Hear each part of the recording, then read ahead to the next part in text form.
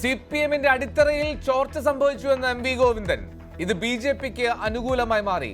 കോൺഗ്രസ് ചെലവിലാണ് തൃശൂരിലെ BJP-യുടെ ജയമെന്നും CPM സംസ്ഥാന secretary.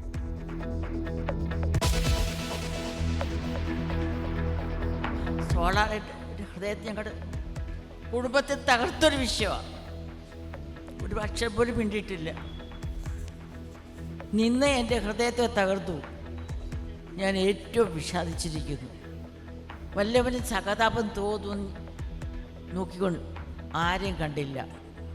ആരെങ്കിലും ആശ്വസിപ്പിക്കാൻ നോക്കിക്കൊണ്ടിരുന്നു, ആരും വന്നില്ല താനും. സോളാർ വിവാദ സമയത്ത് ഉമ്മൻചാണ്ടിക്ക് പാർട്ടി വേണ്ട പിന്തുണ നൽകിയില്ലെന്ന് മറിയാമ്മ ഉമ്മൻ.